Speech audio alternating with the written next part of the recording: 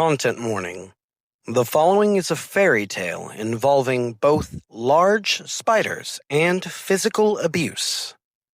But mostly spiders. Henrietta and the Spider Queen by Nick Maskell. Once upon a time, there was a young woman named Henrietta who lived with her parents in a small village surrounded by trees. The house they lived in was old and worn, with many cracks and holes just large enough for little things to crawl in from the forest outside. Henrietta despised bugs and insects of any kind, and she was particularly fearful of spiders. No matter how greatly she disliked them, however, Henrietta could never bring herself to kill another living thing, regardless of how many skittering little eggs it had. Instead, she kept a large glass jar by her bedside, and whenever Henrietta found a small intruder in her home, she would carefully catch it in the jar and release it back into the garden outside. One night, Henrietta went out to release a pair of particularly large moths that she had caught fluttering around the kitchen. When she reached the woods at the edge of the garden, she opened the jar and watched as the two moths sped away. They did not get very far, however, for they were soon trapped once again, this time in a shimmering spider's web. Suddenly, out of the branches came the largest spider Henrietta had ever seen. It was brown and hairy, with a dark pattern on its back shaped like a crown. "Ah, child, it's you again," said the spider. Henrietta did her very best not to scream as she shyly replied, Do I know you?" The spider bowed with its many legs and said, "I am Clarissa, queen of the spiders. We first met long ago when I was but a small and nervous little thing, scurrying in the corners of your home. When you caught me and left me here in this place, I was so scared. But then you came back, again and again, always with prey for me to catch. I soon grew large and strong. With your help, I have become more powerful than any spider in this forest, and my family has spread far and wide across these lands.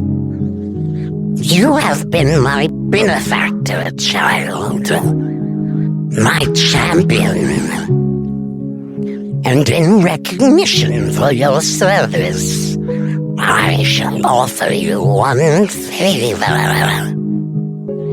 Whatever you may need, you shall have the full assistance of myself and any of my children." Henrietta gazed in horrified wonder at the magnificent Spider Queen and her many glittering eyes.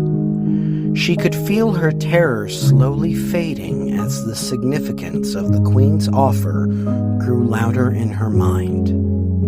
Henrietta paused for only a moment before responding. Thinking quickly, she made her best curtsy and said, "Thank you, Your Highness. As a matter of fact, there's a very important matter that I could use some assistance with, if you would be so kind." "And what is that, my champion?" replied the spider. "Do you know the big red house at the top of Cherrywood Hill?" asked Henrietta. "My home has always been this forest," replied Queen Clarissa. "but my children have made their homes all across this village. They know every house and every hole, they can guide me. Henrietta nodded and continued. There's a man who lives in that house. A doctor by the name of Porter. He is quite tall, with a silver mustache. Would you and your children go to him and ask him politely to leave me alone? All of my children? Asked the queen. I have many thousands at least. Yes, replied Henrietta. That should be enough. I have asked him several times myself, but he is insistent. Henrietta continued, absent-mindedly touching a faded bruise hidden beneath her sleeve.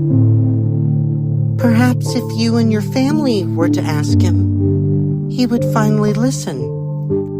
I see, replied Queen Calycera. Very well. Fear not, my champion. I shall gather my children and deliver your message at once. And with another deep bow, the great spider turned and headed back through the branches. Henrietta stood in silence for a moment, listening to the sounds of many long legs moving through the leaves. Then she took her empty jar and went back inside to get ready for bed. The townsfolk were never entirely sure what happened to Dr. Porter that night. They knew only that his screams woke many of the families on Cherrywood Hill, and that he fled town in a panic the next morning, to the great relief of many young women in the village.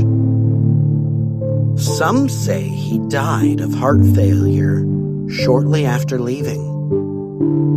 Others say he started a new life somewhere far away, plagued by nightmares and a seemingly irrational fear of both spiders and young women. Henrietta was forever grateful to Queen Calycera for her help. After that night, she would often visit the queen in her garden, sometimes accompanying her through the forest on clear nights. In time, Henrietta overcame her fear of spiders, among other insects, choosing to spend more and more time exploring the forest and learning from the creatures she met there. Years later, people began hearing many strange stories about life in the little village. Some said there was a witch who lived in the forest just beyond the town. Some said folks who had beaten their children or their spouse were likely to find the witch's monster waiting for them in the night. Some said that hunters had gone into the forest looking for her, but were never seen again. And some said that if you were ever in danger, if you were scared, and if no one would listen, to find a spider and ask them to deliver a message to the Witch of the Woods. If you were kind to the spiders, they said, the witch Henrietta would always listen.